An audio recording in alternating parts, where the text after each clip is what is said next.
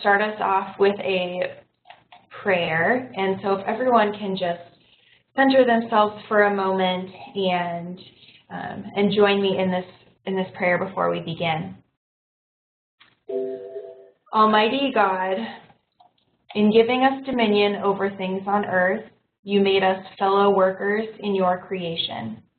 Give us wisdom and reverence so to use the resources of nature that no one and no creature may suffer from our abuse of them, and that generations yet to come may continue to praise you for your bounty. Amen. That prayer comes to us from the Book of Common Prayer, and I will be sending out all of this information after the webinar, including that prayer, so keep an eye out for that. Before we kind of delve into all of this information about energy development and the nitty-gritty details, I wanted to quickly go over why we as people of faith even care about this, and what are our denominations saying, and why are we all taking time out of our Tuesday to discuss energy development. And so I decided to pull a few pieces from some denominational policy, and I just want to highlight that here. This definitely is not all of it, and I just pulled it from a few of our denominations, so just to give you an idea. The first comes from the United Methodist Church, and in their energy policy statement, they write, as the world confronts global issues such as climate change, energy inequity, and pollution, energy-related problems will require international solutions based upon the values of justice and sustainability. They explain justice in the realm of policies as saying they will be policies that close rather than widen the gap, dividing wealth and poverty, rich nations and poor. They will be measures that liberate rather than oppress. They will be programs that distribute fairly the benefits, burdens, and hazards of energy production and consumption. In regards to sustainability, they say, in terms of energy policy, sustainability means energy use that will not, A, deplete the Earth's resources in such a way that our descendants will not be able to continue human society at the level that is adequate for a good quality of life, and B, pollute the environment to such an extent that human life cannot be sustained in the future.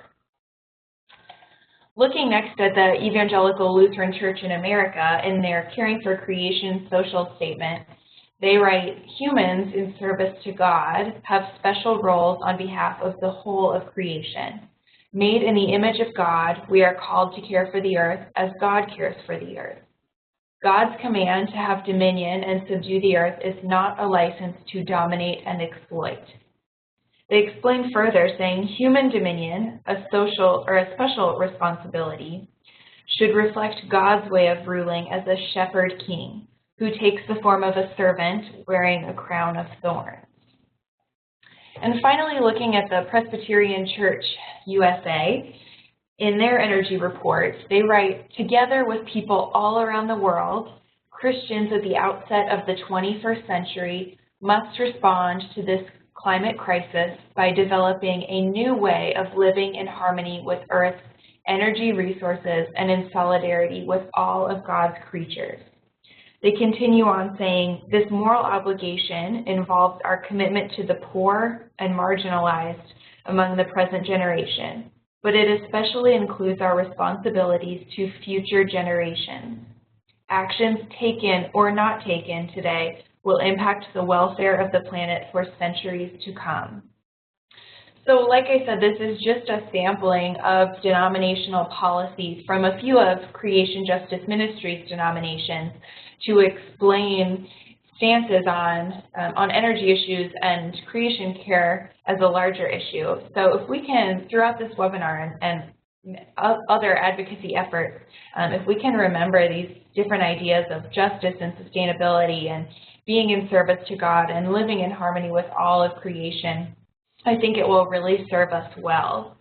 So with that quick primer, I want to turn it over to our energy expert, Chase Huntley. Chase serves as the Senior Director for Energy Issues at the Wilderness Society. He works with staff in the Public Policy and Public Lands departments to develop and evaluate policy options for sustainably managing energy production on the nation's public lands in the face of climate change. He is responsible for researching, analyzing, and maintaining updated information on renewable energy development, as well as attempts to promote dirty fuels derived from fossil resources such as oil shale.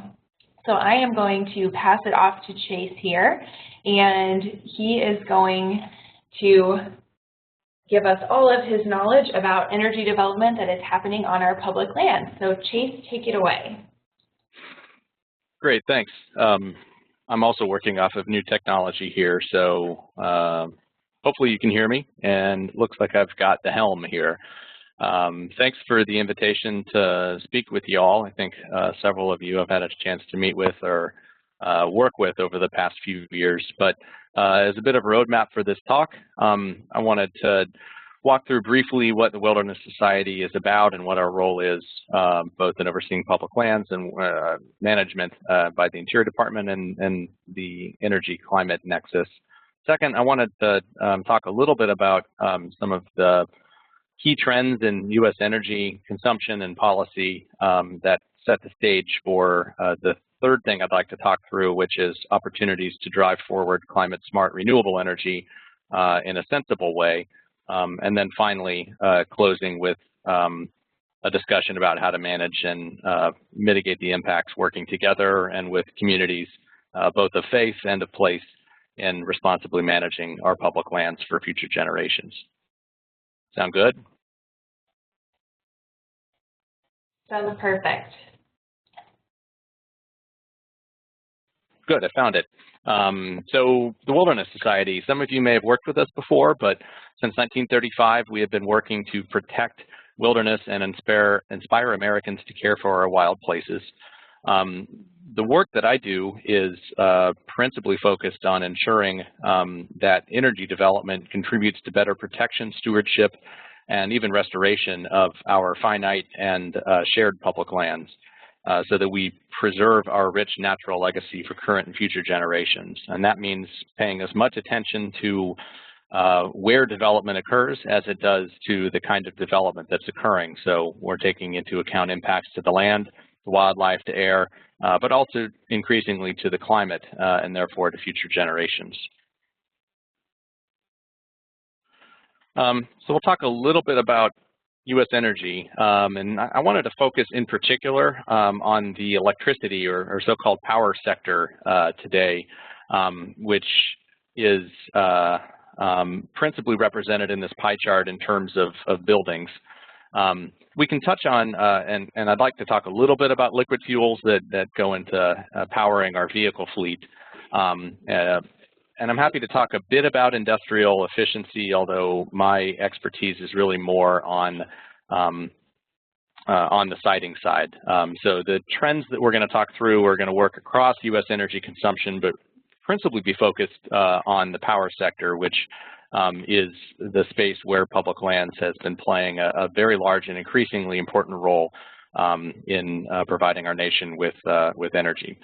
So the noteworthy fact of this graphic here, I think, is the rough split between the way in which we use energy and where we live and where we work. The building envelope, which is our offices, it's our doctor's offices, it's our shopping centers and our grocery stores, as well as our homes, is broken out into residential and commercial in this graphic.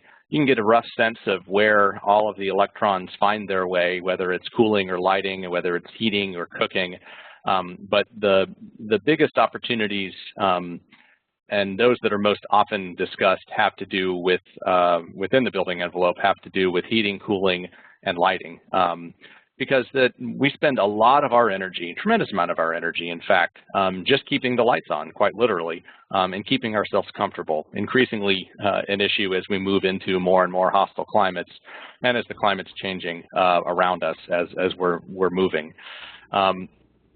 This is a graphic that reflects trends over the last 13 or 14 years in energy production. So you get a sense of where our energy goes in that last graphic. This is where the energy that we use comes from. And it's not broken out with regard to source, but rather to the type of fuel. So the two most interesting trends that I wanted to highlight here are found in the lower left-hand corner. It's the 10-year rise of natural gas as a preeminent source of energy in the United States, and the gradual decline in coal, all while we're seeing an overall increase in the total amount of production and consumption here in the U.S. But that trend has some interesting implications. First and most important, the decline of coal production in the U.S. doesn't just mean that we're not using it as much. It certainly is the case, and that's part of why you're seeing the decline. But it also, I think, is a clear reflection of how much more natural gas we're producing. Of the coal that we're producing, however, increasingly more of it is being shipped overseas rather than used here in the U.S. As the world economy grows, and in particular Asian economies hungry for energy are reaching far and wide to find cheap sources of base load fuel like coal to produce many of the products that we consume here on a regular basis. A lot of that coal is increasingly coming from the United States. In fact, you can see how for the major market, about roughly a quarter of all of the coal that we're exporting is going to Asian markets. And over time, that staggering 5-year increase of increasing almost 20-fold gives you a sense of the markets that are opening up and the sucking sound that's putting increasing pressure on U.S. lands and U.S. coal to be pulled out. So even while we're decreasing consumption of coal in the U.S., and that's a trend that is very positive for the climate, for the environment, for communities living near coal-fired power plants, it isn't the case that that coal is staying in the ground. It's finding its way to overseas to new markets. But that doesn't really help a whole lot if the coal is being sourced here and it's being refined here. Here are just two startling images of what coal means. We all know it's dirty, but this gives you a good sense. On the bottom left, you see an image Greenpeace has pulled from the Powder River Basin of southeast Wyoming that shows a strip mine and just gives you a sense of how significant the devastation is.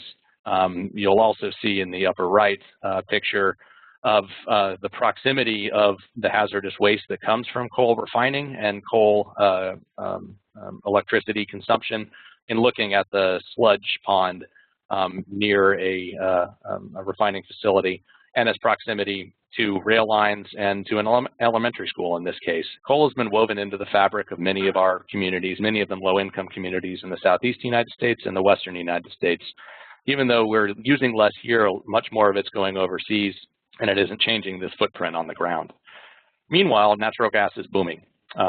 This graphic gives you a good sense of just how startling the increase in development has been overall, but most importantly, the type of fuel that has been increasing. And that's, as we've been reading about in the news most likely, that's the so-called shale gas, or gas pulled from what is cryptically called an unconventional formation. It's gas that's pulled out of small seams that have to be ruptured to be captured in aggregate, which involves some interesting technology most commonly known as hydraulic fracturing, which sends pressurized fluids into the subsurface reservoir to fracture or crack the rock formations that are separating these little seams of gas. Increasingly, it's the cost of fracturing technologies is decreased, which has opened up a whole wealth of new shale gas opportunities. And there is some economic upside, but I think we and communities are beginning to fully appreciate the risks now that we're 4 or 5 years into this boom. You can see, though, the projections that while conversations are occurring now about how to more tightly regulate and manage the risks, and in some cases guide development away from places where it's inappropriate, what's in the pipeline is going to be producing for quite a while. Let's talk a little bit about where this plays out, though, in place, which is probably way more important than the aggregate 30,000-foot level. What you see in this graphic is the wealth of opportunity, the major shale plays in the lower 48. Up in the Northeast, those are the major ones that we've been reading about lately, the Utica and the Marcellus shales. But in Texas and places like Central Texas with the Barnett Shale or Eagle Ford in the near the coastal communities down by Galveston, you've seen shale development occurring on and off for some time. But these formations are scattered across the U.S. The Bakken obviously has been receiving a lot of press attention recently. And we're going to see some of these other plays, the Niobrara, parts of the Piceance Basin and the Uinta Basin in Colorado and Utah, also finding their way into the news as opportunities meet with the economics and the availability of land. So chances are pretty good you don't live very far from one of these places that's being impacted by development. But let's see how it impacts not just let's see how it impacts our federal lands. What you see in this graphic is the extent of shale basin, with the gray shading being lands that are owned by you and me. These are public lands. These are our national forests, hopefully not our national parks, since drilling is occurring very near to them, but not actually in them in most cases. However, they're captured in the gray shading as are lands managed by the Bureau of Land Management. Only excluded here are tribal lands.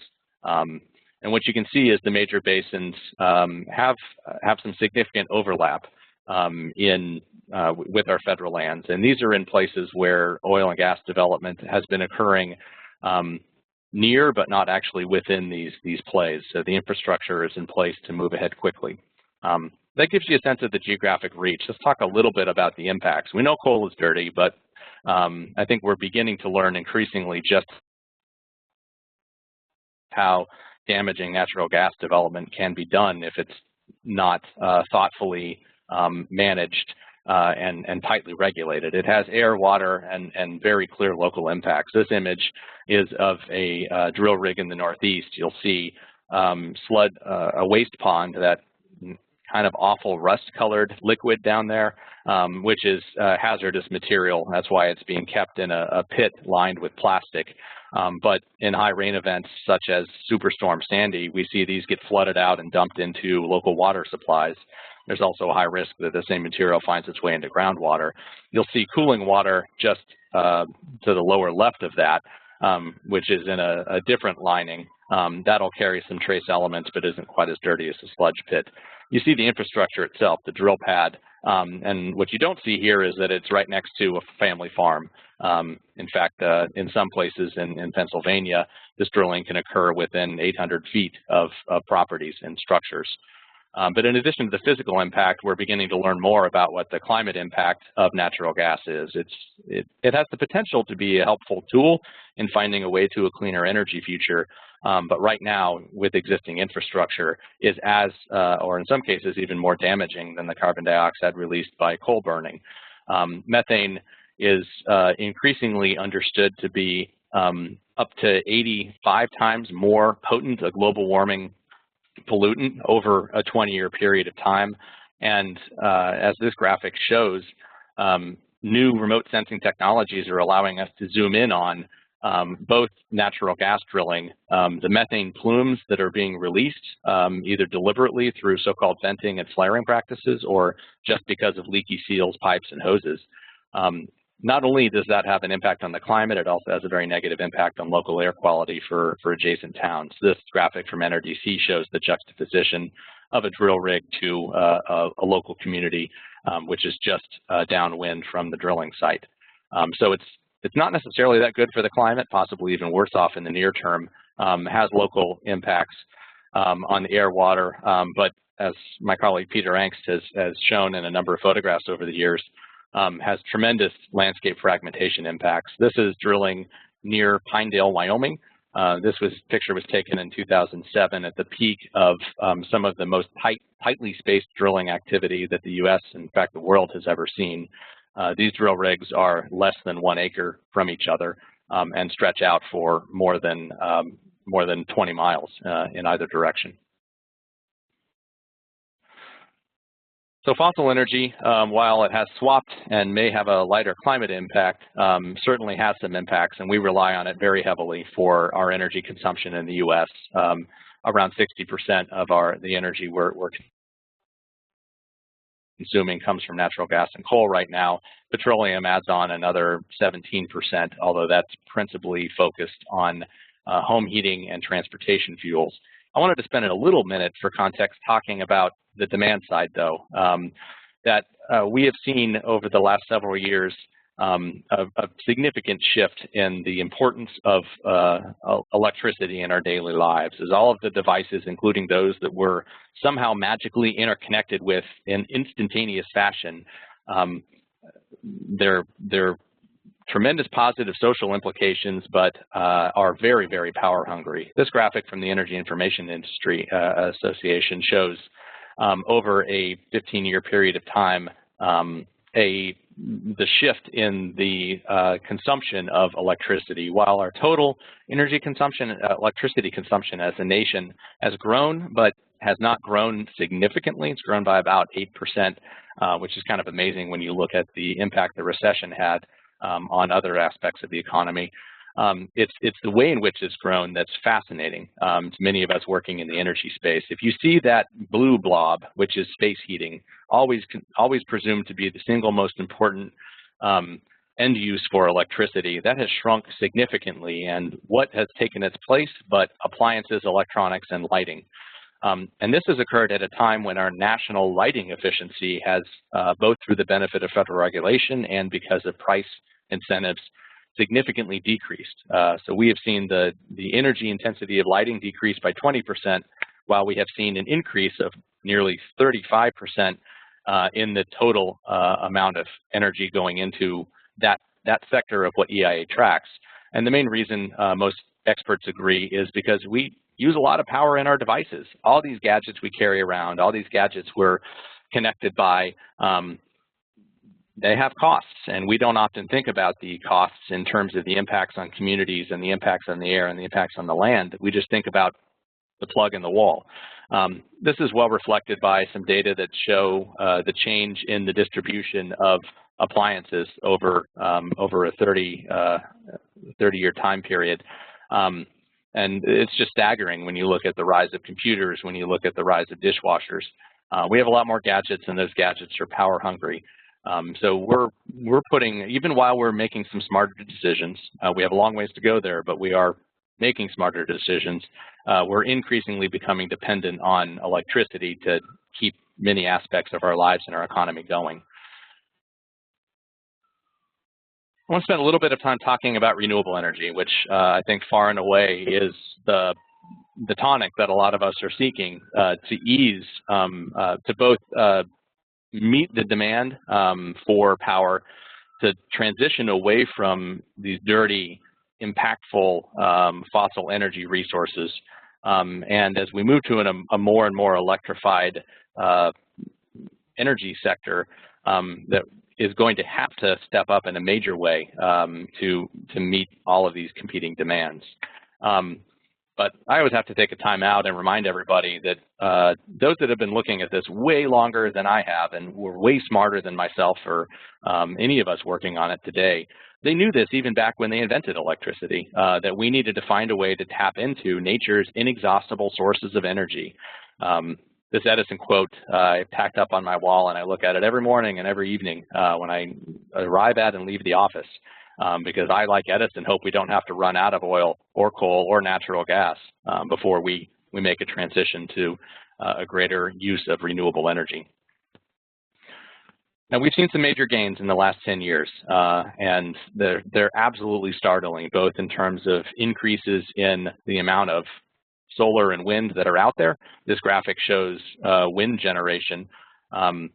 We can get into the technical specifics in Q&A if we want to talk a bit about what gigawatt hours mean, but let's just say the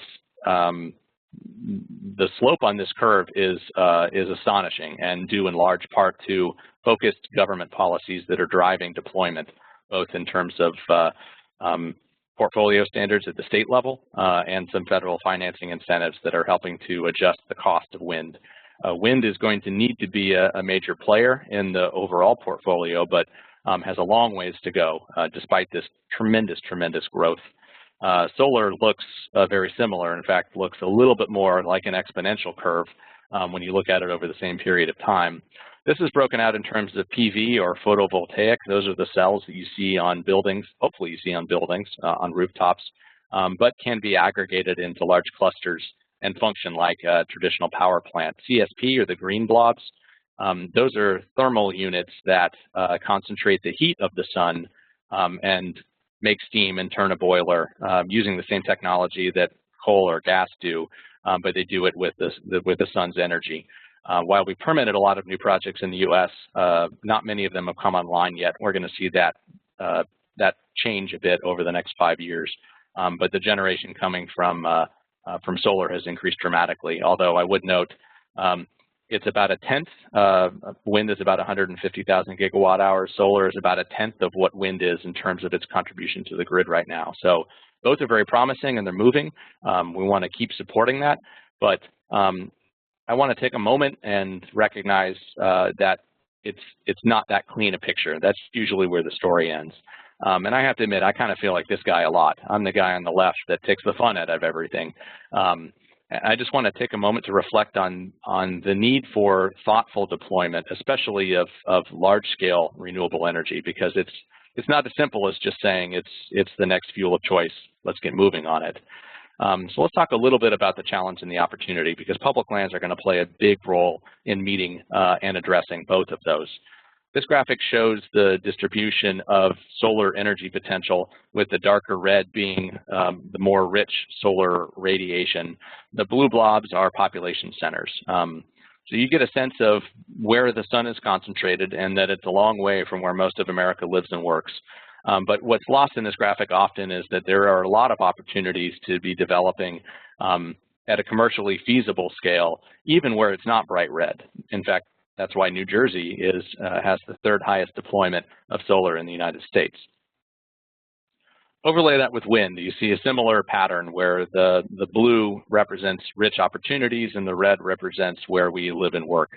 Again, wind, some of the best wind resources, in this case graphed at class 4 and above for any of you who follow this, are far from where we live and work, with the exception, of course, of offshore. And that's something that is under development right now, but as the only project that has been permitted at commercial production level, the so-called Cape Wind project goes to show it's not as simple as getting a permit. When you overlay that with where our shared federal lands are, it's very clear that our public lands, we need to have a discussion about how we want to use our public lands to protect and preserve those natural treasures that are found on our parks and our forests, as we build out wind and solar and the transmission that connects those resources to where we live and work. So let's talk a little bit about wind. Wind is absolutely essential to making this clean energy transition, and there are huge opportunities to do so in a way that helps rather than hurts local communities. The font got a little funky here, but that third bullet says that it does have impacts, however, to wildlife and local communities, and we need to be thinking about how we can be deploying it in ways that are smart. The picture that's sitting on top of that text is an amazing picture that myself and a staffer took just south of Buffalo, New York, of all places. This is an old Bethlehem steel facility that now houses 32 3-megawatt wind turbines that provide Buffalo with about 16% of its power on peak. This was an area that had been sitting idle and blowing contaminants into nearby communities for years. And it took the ingenuity of the EPA and a member of Congress to drive the permitting process to get the cleanup permitted and allow this transformation to occur. But I try to encourage people to not just think about dropping wind turbines out in the middle of otherwise undeveloped areas. And it doesn't just have to go in agricultural spaces like the picture in the lower left depicts, although that certainly helps stabilize smaller family farms and keep them on the land a little longer. It can also go in places that bore the brunt of our industrial past, and we need to be thinking about how to capitalize on those opportunities, even if it may take a little bit longer and maybe cost a little bit more, because the social benefits are tremendous. When thinking about the impacts, though, I just wanted to throw this map up, and sorry, I couldn't find it at a higher resolution scale, but this depicts the black dots reflect wind projects that have been proposed or developed. And the red and the yellow represent critical flyways or nesting or rearing habitat for migratory birds. And the main point here is that it isn't as simple as thinking about where it's easiest to build. And we have to take into account a range of other resources, including birds, including local communities and the aesthetic impact, and find a way to balance them. But we have the kind of technologies that can be put into a map and help us think about and shape a shared collaborative vision for where we want these things to go going forward.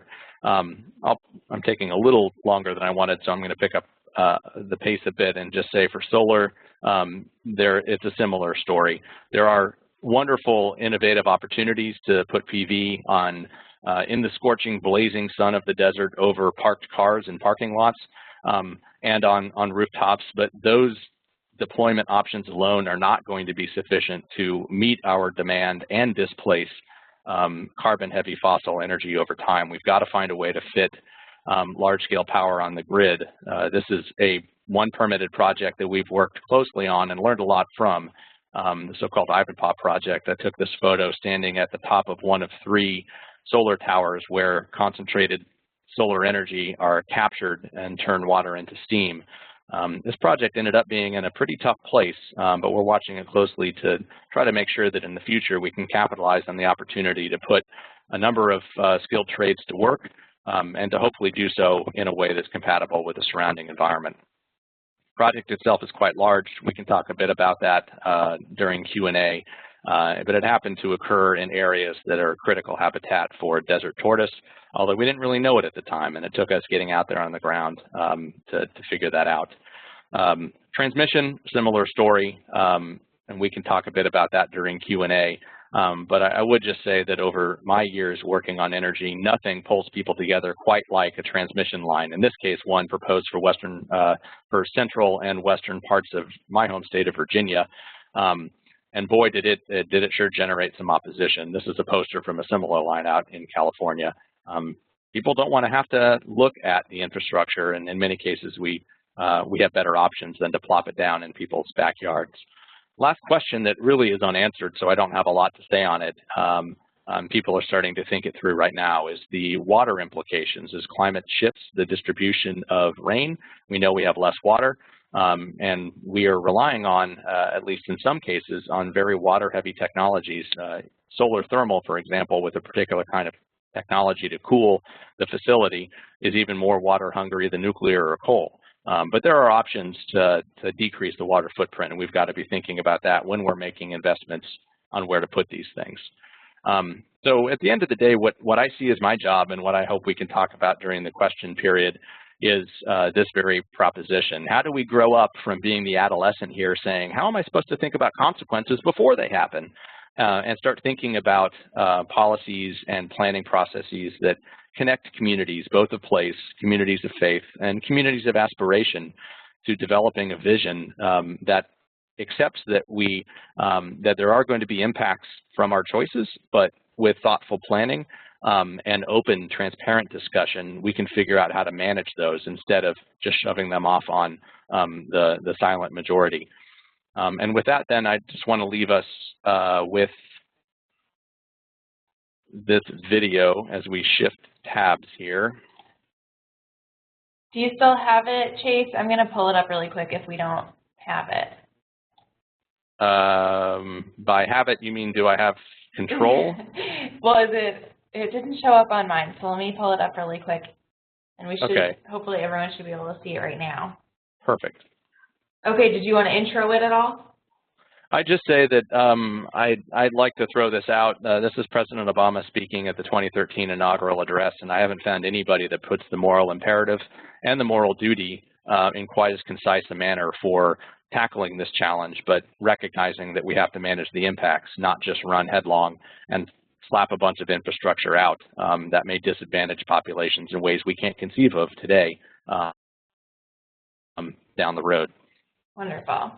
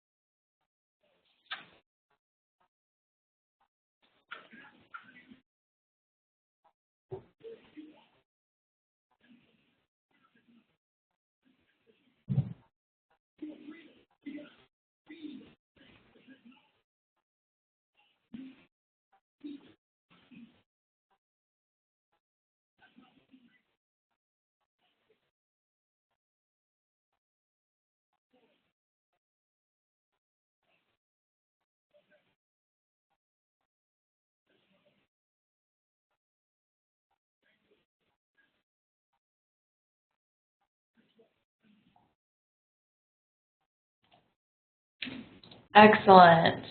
So Chase, I don't know if you wanted to wrap anything up before we open up question and answer, but if you do, take it away. I've learned over the years not to try to follow the president, so I'm perfectly happy to take questions. Excellent. So if anyone has any questions that you would like to send me in the chat box, or if you would like to, you're able to raise your virtual hand. And if you'd like to ask a question that way, you can raise your hand and I can unmute you to ask a question that way. To start us off, I got a question asking Chase if you can speak at all to seismic activity that may be linked to the influence of fracking. Mm-hmm. Yeah, so I mean, I think the recurring theme through a lot of information fired at you very quickly is no form of energy is impact-free, but boy, we sure use a lot of it. In the case of natural gas, the rise of hydraulic fracturing technologies have been a boon for lower gas prices and have put some people to work. But in addition to the air, water, and other impacts, one understudied area that has been great cause for concern is what the implications are going to be for the integrity of the subsurface geology. And seismic impacts are one concern where effectively blowing in long straws and breaking apart the earth under our very feet has induced the earth to respond, and in the form of minor tremors and in some cases either minor earthquakes. But it's not even just seismic activity. We've seen significant subsidence in areas. In other words, the ground underneath our feet is sinking lower and lower into the ground. And I'm not talking sinkholes here. I'm talking entire metropolitan areas are subsiding. New Orleans, for example, USGS has suggested has subsided nearly 3 feet in the last 20 years, attributed largely to the decrease in pressure in these subsurface reservoirs. We as a species sure tend to think we know all the answers and don't like to think about consequences before they happen. But as this evidence pours in, our hope and what we've tried to do here, and I know everyone on this call is interested in doing, is making sure that we're fully thinking through the risks, not reflexively saying no because there are some benefits, but making sure that we're considering and managing those risks. And tectonic shifts and seismic activity is one of those issues of big concern. The Energy Department has some money going into that research, but in my view, it's significantly underinvested and understood. I don't know that that's a word, but. Great. Thank you so much for answering that. I'm going to turn it over to Alan Johnson. I'm going to unmute you. And if you would like to ask your question, go for it. Yes, thank you. Chase, can you hear everybody hear me okay? I'm Alan Johnson in West Virginia with Christians for the Mountains. I appreciate, first of all, you bringing up the issue of the water, amounts of water that is used for steam generation, as well as potential pollution issues, thermal pollution and so forth. And also, you touched upon the something that's going on. You touched upon the distribution lines here in West Virginia and in Western Virginia. There's a pipeline by Dominion Power that's proposed to go through our area, cut through several headwater streams, some of the most pristine streams in the east, headwater streams, as it would cut through these high, rugged mountains, much of it on federal land in the George Washington National Forest and Monongahela National Forest. I think ultimately the decisions can be made by the Federal Energy Regulatory Commission, or FERC. And I wanted to know, how do we deal with FERC ultimately? I mean, they probably have their public meetings, but is there a way of actually pressuring them to look at this in a way, or are they just going to do, as President Obama seems to be saying, all of the above strategy, including getting natural gas exploited in its fullest? Does that make sense, what I'm trying to ask? Yeah, definitely. And there's no... Sorry, you should be good now, Chase. Okay, yeah, there's no question that all of the above really means natural gas above all right now. Setting aside that policy debate, although happy to have it, with the glut of natural gas we've got, companies are struggling to find markets and to build new pathways from where the gas is and where many people ain't to where people are, or where terminals are to move that gas in liquefied form to other parts of the world. And they're using all kinds of arguments to push it. We can talk about that as well, but what Alan raises is one of the most significant impacts that we have seen tear up huge expanses of the West, and increasingly is finding its way into our eastern forests. That's the infrastructure needed to move these things around. And it's a set of agencies make these decisions that aren't the usual agencies we end up working with, we being those in the conservation community, FERC being one of the most obscure and frankly one of the most powerful federal agencies you've probably never heard of. FERC does have some requirement for transparent public process, but because they are not making allocations of government resources, rather approving interconnection of infrastructure with existing infrastructure, and in the case of FERC for natural gas, setting rates, the kinds of arguments you use and the technical skill sets that are needed are very different than influencing federal land management decisions. Traditional pressure campaigns have had a very difficult time influencing the legalistic regulatory space that FERC inhabits. I'd be happy to talk with you offline about some key people that I'd recommend you get in touch with, but there is a project that was created by funders about 10 years ago now focused on high voltage transmission lines called the Sustainable FERC Project, which has significant expertise on how to penetrate and make your voice heard in those regulatory processes. I would, though, not want to understate the significance of the forest supervisor as well. It's one thing to get a permit from FERC to connect your infrastructure, but at the end of the day, the National Forest Supervisor for the GW has the ability through the land use process to prohibit construction of that infrastructure. However, I think in the case of the pipeline in question, I believe that land allocation may have already been determined. So that may be a tough fight to fight, but it raises a bigger question as we move from land discussions and mining discussions into electricity and transmission of gas and other resources. It's a new regulatory environment that advocates are having to inhabit. There is some infrastructure there to help you. I'd be happy to help you or work with Tricia to get you in contact with some that can. But there is hope. We have seen some significant changes at FERC, and in fact had worked with Sustainable FERC Project and other groups to try to open up, at least for high voltage transmission lines, the permitting process that they undertake to approve the interconnection of big long haul interstate lines, and to do so with some social policy goals at the forefront that can serve as something other than a rubber stamp for what Dominion or other big utilities want to do. Great, thank you, Chase.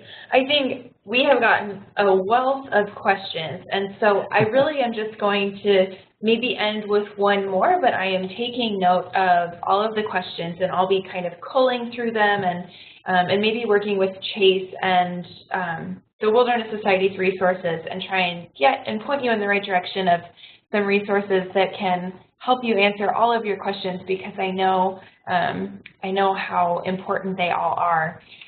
So this last question kind of ties into what Alan asked, and it's come up by a few people here in this chat in various forms, but many people are very curious about civic engagement, and are there any energy-related advocacy efforts that an individual could weigh in on or get involved with now that you know of that could maybe be great for the faith community to weigh in on? Boy, where do we start? There are a ton of decisions that are being made. In the next 5 years, 70% of the lands managed by the Bureau of Land Management are going to enter into or complete their plan revisions. Our national forests have a new rule on how they are going to be planned and managed. There's all told going to be hundreds of millions of acres of our federal estate on which we're going to be making decisions about where certain kinds of development are appropriate and where they're not. So to some extent, there's a good chance if you live in the West or have an interest in parts of the West, there will be very place-specific decisions that are being made, and I'd be happy to talk to folks about that. But the three major priorities that we're focused on, number one has to do with validating this idea that we can actually think about what the impacts of development are going to be and guide projects and guide infrastructure away from our most sensitive and treasured cultural, historic, and natural resources to places of least conflict, while understanding that least conflict doesn't mean no impact, and thinking about how to manage and offset those impacts where they occur on our federal lands. There is a 23 million acre planning process underway in the California desert that's a mix of public and private lands that is doing that and more. It's thinking about not just how to avoid sensitive places, but to how to give them the protection they deserve when it's determined that they aren't appropriate for wind or solar or transmission development. So we don't have to fight over them 15 or 20 years later. We actually have a comment process open right now where we are sending letters in. Well, I should say the BLM has a comment process right now, and the Wilderness Society and its members and supporters are commenting, as are the members and supporters of many other groups. I would encourage, if appropriate, I'd be happy to work with you, Tricia, and share the BLM comment portal and some material having to do with that so-called conservation planning process, which is an area where the faith communities could definitely engage, because it will have an impact not just in Southern California. We're at a tipping point with the federal land managers, and if it works in Southern California, there's a high degree of likelihood we're going to see that sensibility put in place in other parts of the West. That's number one. Number two, the Bureau of Land Management is quietly working on a rulemaking to stop big oil and gas companies from dumping climate-damaging methane into our atmosphere, and they're doing it free of charge right now. In fact, in many cases, they're being allowed to deduct the loss of that product from the royalties they pay back to the federal taxpayers. We want to shore up that loophole and put the kind of standards we know that the industry can go buy off the shelf right now. We want to put those in place on federal lands. We think the federal lands should be leading the way, not the lowest common denominator of what's possible here, as we make better use of the energy that we're already developing, stuff that's already being put into the process. So you will see a draft you'll see a draft rule come out from the agency early next year. It's a big piece of the president's climate agenda, but the DOI component doesn't get much press. And I think that there is a huge opportunity for those of you that live in the East to ensure that on federal lands, we're setting a standard that is well above what many of the northeastern states and states like Texas are requiring of their developers. Because states like North Dakota and Wyoming are already leaps and bounds ahead of even the federal government, recapturing lost value and making sure that those pollutants don't find their way into and undermine local air quality. Those are two immediate priorities for us. We've got several others, but those are the ones that jump to mind most immediately. Honestly, energy is tough because we don't have a national energy policy. Our national energy policy is piecemeal. It's the sum of a lot of individual decisions we make, and we've tried to pick out a couple of the biggest ones, but those are two that may not be what you're already paying attention to. Obviously, Keystone XL pipeline and a number of other permit decisions that are pending right now are also there, but I wanted to raise two specific to public lands that you may not be aware of. Great. Thank you so much, Chase. I think we have so many questions. Like I said, I will look through them and try and send out as much information as possible, as well as some avenues for advocacy, because I think Chase had mentioned earlier the issue of hope. And I think that as people of faith and the faith community, we have a very a very important voice to play in some of these issues. And we are people of hope, and I think that we could have a really prophetic voice when it comes to some of these energy issues. So keep an eye out for this presentation and the recording and other resources. And if you have any questions, please reach out to me, and I hopefully will be able to get you connected. I want to thank Chase again. I hope that you all enjoyed it as much as I did and learned a lot. Chase just put his email down in the chat, but I will also send it around with all of the other information. So thank you so much for joining us. Have a wonderful Tuesday afternoon or evening, wherever you are in the country. And thank you again. And hopefully you will join us again for another webinar. Thank you so much. Bye.